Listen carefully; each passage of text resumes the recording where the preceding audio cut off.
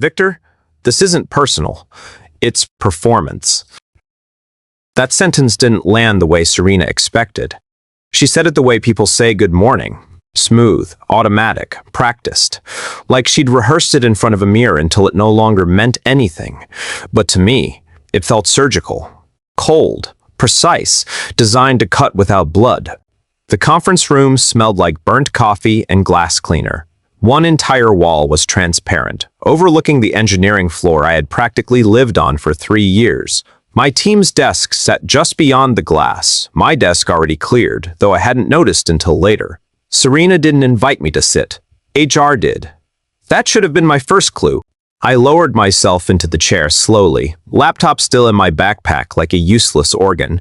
Serena stood the entire time, arms folded, tablet tucked against her chest.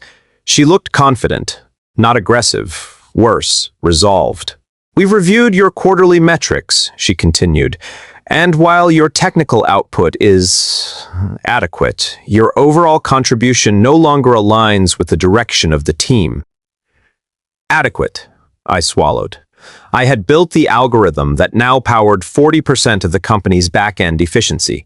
I had rewritten their recommendation engine after midnight when it crashed during a beta launch. I had personally debugged production failures while Serena slept. But suddenly, adequate was the word they chose. "You're firing me," I said, not as a question. HR slid a single sheet of paper toward me. No folder, no envelope, just one page. Reason for termination, low performance. I stared at it longer than necessary. Not because I was shocked, but because I was trying to understand how clean the lie was. "Low performance?" I finally said. "You approved my last release yourself." Serena's lips curved into something that almost resembled sympathy. "Victor," she said, "performance isn't just about code." That was when it hit me. This wasn't about my work. It was about control. People like to imagine firings as explosive, raised voices, slammed doors, dramatic exits. This wasn't that. This was quiet, calculated. The kind of silence where decisions had already been made long before you entered the room. Serena tapped her tablet once, and my access badge deactivated. "Security will walk you out," HR added gently, like they were doing me a favor. I looked at Serena. "When did you decide this?" She didn't hesitate. "When it became clear you weren't scalable." Scalable. I almost smiled. Because Atlas, the algorithm they were calling adequate, was nothing if not scalable. That was its entire design. What Serena didn't know, what no one in that room knew, was that Atlas wasn't finished, and it wasn't owned the way they thought it was. Atlas started as a side idea, not assigned, not requested, not tracked. Just something I built late at night because the existing system frustrated me. The company's core problem was waste. Computational, financial, human. Systems doing more than they needed, teams duplicating effort, data flowing where it shouldn't. Atlas fixed that, quietly. It learned patterns, adjusted load, optimized decisions in ways that looked almost intuitive. When I first demoed it, Serena leaned back in her chair and said, "Let's keep this internal for now." Internal. I should have known what that meant. 2 months before my firing, Serena started showing unusual interest in my work. She asked for documentation I'd never been asked for before, requested access to branches she'd previously ignored, scheduled alignment meetings that felt less like collaboration and more like surveillance. One afternoon, she said something that stuck with me. "You know, Victor, ideas don't really belong to people here. They belong to the company." I laughed it off at the time. That was my mistake. Security escorted me past my own team. No one made eye contact, not because they didn't care, but because they were scared.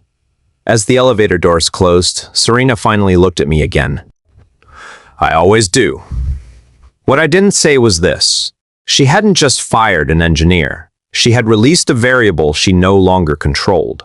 The cardboard box was light, too light for 3 years of work. A mug, a hoodie, A notebook filled with half-written ideas and one thing they didn't know about, a private repository, offline backup, and a version of Atlas no one else had ever seen. That night, I didn't rage. I didn't post. I didn't call anyone. I opened my laptop, pulled up the repo, and stared at the code like it was an old friend who had warned me this would happen. Low performance, I whispered. Atlas responded exactly as designed. Quietly, patiently, waiting. I wasn't even gone a week before my name started disappearing. At first it was subtle. A Slack message forwarded to me by a friend still inside. Quick question. Who originally worked on the optimization layer? No mention of me, just the optimization. As if it had appeared fully formed, like rain. I typed a response, deleted it, typed again, deleted that too. I told myself I was being paranoid, that maybe this was just what it felt like to leave a place you'd outgrown. That's what people always say, right? Outgrown. But then the second message came. It was a Thursday night when my phone buzzed. A former teammate. Close enough to warn me. Not close enough to stick their neck out. Hey, Victor. I don't know how to say this. I stared at the typing indicator for almost a minute. Say it. 3 dots. Gone. 3 dots again. Serena's presenting Atlas to the board tomorrow. I felt my stomach tighten. Atlas, I typed. A pause. Number, she renamed it. Of course she did. They always rename the thing they steal. It makes it feel cleaner. I asked for the deck. I didn't expect to get it. But 30 minutes later, a file dropped into my inbox. Project Helios, internal only. I opened it slowly, like it might explode. Slide 1, Serena's name. Slide 2. Slide 3, proprietary solution. I leaned back in my chair and exhaled through my teeth. Because there it was. Not inspired by my work, not influenced by it. It was my work. Serena hadn't changed the logic, she'd changed the language. Variables renamed, functions reordered, comments stripped. She'd sanded down everything human about it, everything that said Victor was here, and she presented it like she'd discovered fire. Under my leadership, the slide read, we developed an adaptive optimization system. Under her leadership. I laughed once, out loud, a short, sharp sound that surprised me. Then I watched the demo video. Serena stood in front of the board like she belonged there, confident, measured, calm. She spoke about innovation, about vision, about execution. This system, she said, tapping the screen, learns faster the more it's deployed. I whispered the next line before she said it, because I'd written it. It doesn't just respond to patterns, it anticipates them. Word for word. She smiled when the board reacted. I felt something cold settle in my chest. Not anger, recognition. This wasn't opportunistic, this was planned. Halfway through the presentation, Serena said something that made my hands go still on the keyboard. We removed unnecessary dependencies to make the system more efficient. Removed. I rewound the video, paused it, zoomed in on the architecture diagram. And there it was. A missing layer. The one that made Atlas safe, the one I had never finished pushing. Because I was waiting, I stared at the screen. Then I smiled, slowly. Because Serena hadn't just taken credit. She'd taken something incomplete, and she didn't know it yet. Every engineer has a secret they don't talk about. Not malicious, not unethical. Just prudent. I'd built Atlas to be adaptive, but not autonomous. There was a gating mechanism, a behavior ceiling, a constraint that required contextual input only I could provide. Without it, the system still worked, just not the way it was meant to. Not long-term, not under scale. I'd told Serena about it once, casually. She'd waved it off. We'll optimize later. I closed the laptop and waited. 3 days later, my phone rang. Unknown number. I let it go to voicemail. Serena's voice filled the room. Not frantic, but tight. Victor, it's Serena. There's a small discrepancy we'd like to clarify regarding your former project. Former project. I didn't call back. I didn't need to, because the second voicemail came an hour later. This one shorter, less polished. Call me. I didn't respond. Instead, I opened my private repo, ran simulations, watched the behavior curves diverge, slowly, invisibly. Nothing dramatic, nothing immediate. The kind of problem executives don't see until it's already expensive. I thought about Serena standing in front of that board, selling certainty, selling control, selling something she didn't fully understand. And, for the first time since the firing, I felt calm. That night, an email landed in my inbox. Different domain, no logo, no signature. Just a subject line, "We've been watching Atlas." My pulse quickened. The body of the email was short. "Victor, your work didn't go unnoticed. Let's talk." No mention of Serena. No mention of my former company. Just my work. I reread it 3 times. Then once more. And that's when I realized something important. Serena thought she'd erased me. But someone else had been paying attention the entire time. The call came from a number that didn't resolve to a company or a location. No logo, no assistant, no small talk. Just a calm voice that knew exactly who I was. "Victor," he said, "we've been tracking Atlas for some time." I almost corrected him, almost told him Atlas wasn't its name anymore. Then I stopped, because people who know what something was called usually know more than they let on. "Tracking how?" I asked. A pause. "You changed their labels." That was my line. I leaned back in my chair. "Who are you?" He smiled. I could hear it in his voice. "Someone who recognizes leverage when he sees it. We didn't meet in an office. We met in a hotel lobby that smelled like money and quiet decisions. Glass walls, low voices, no logos anywhere. 2 people sat across from me, both dressed like they didn't need to impress anyone. One of them finally spoke. "Your former company believes they own Atlas." I didn't respond. "They're wrong," he continued. I kept my face neutral. Inside, something tightened, and Serena knows it, he added. That got my attention. They knew about the private repo, not its location, just its existence. They knew Atlas had a constraint layer. They didn't know how it worked. Only that without it, the system would eventually misalign under scale. "We've seen the early signs," the woman said. "Latency spikes. Decision drift." I nodded slowly. "They think it's a data issue," I said. The man smiled. "Of course they do. They didn't lead with money. That came later. They talked about vision, about deployment, about ethics."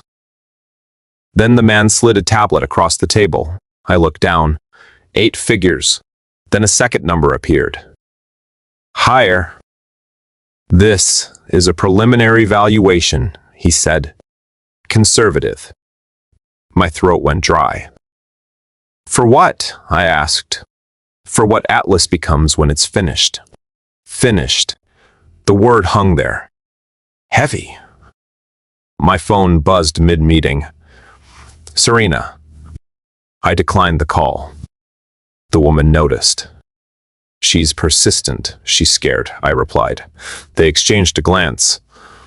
"Good," the man said. "Here's the part no one tells you about IP clauses. They're only as strong as the assumptions behind them.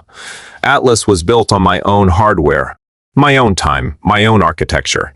The company owned iterations, not the core. She rushed the termination, the woman said. That weakened her claim. I closed my eyes briefly. So that was it. Serena hadn't just miscalculated technically, she'd miscalculated legally. That night, I sent Serena a single message. No threats, no explanations. Just one line. We should talk before the system scales further. She replied in under a minute.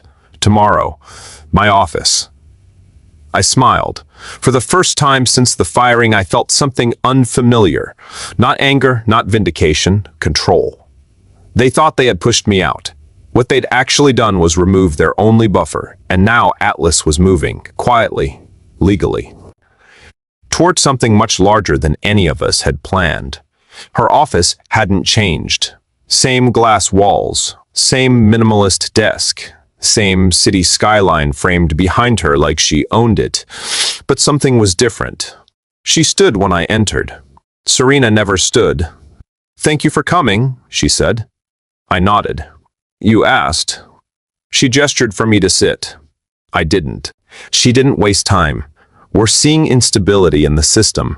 Not Atlas, not Helios, the system. The way people refer to something they're afraid to name. "That's unfortunate," I said. Her jaw tightened. "You know what I mean." I met her eyes for the first time. "Do I?"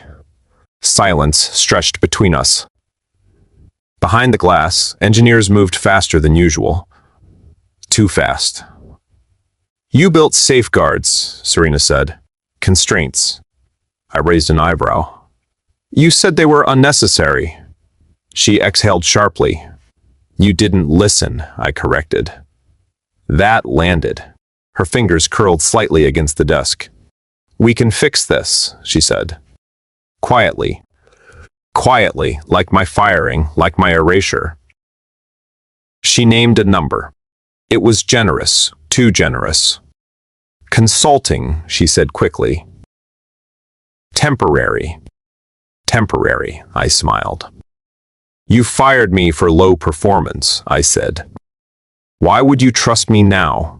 She didn't answer, because we both knew the truth. An hour later, I was sitting in front of the board. Same room, same table, different energy.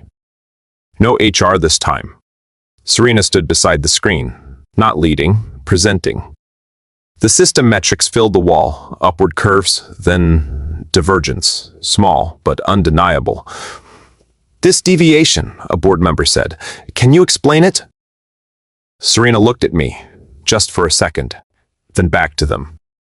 "We believe it's temporary." I spoke without raising my voice. "It isn't." Every head turned. "You're operating a system you don't fully own," I said. "And not one you fully understand." The silence that followed was total. No typing, no coughing, no shifting in seats. Just awareness settling in. Slowly. Heavily. One board member leaned forward. "Are you saying this technology is compromised?" I chose my words carefully. "I'm saying it's behaving exactly as designed." Serena's face went pale. Because she finally understood. Not what Atlas was doing. I didn't threaten. I didn't demand. I simply stood. "You dismissed me," I said. So I stopped performing. That was it. No dramatic exit, no raised voices, just truth landing where denial used to be. I wasn't there when the valuation discussions happened. I didn't need to be. I wasn't there when the lawyers arrived, or when Serena stopped leading meetings. But I heard about the number. Everyone did. And I heard something else too. The system had moved. Ownership clarified, control reassigned. Quietly. Days later, Serena sent one final email. No subject, just one line. "You planned this." I didn't reply, because planning implies malice. This wasn't malice. This was inevitability. Here's what people don't understand. Revenge isn't loud. It isn't emotional. It doesn't announce itself. Real revenge is structural. It's built patiently, ignored repeatedly, and activated the moment someone underestimates you. They fired me for low performance, but they never asked themselves one question. What happens when the person who built the system stops protecting it?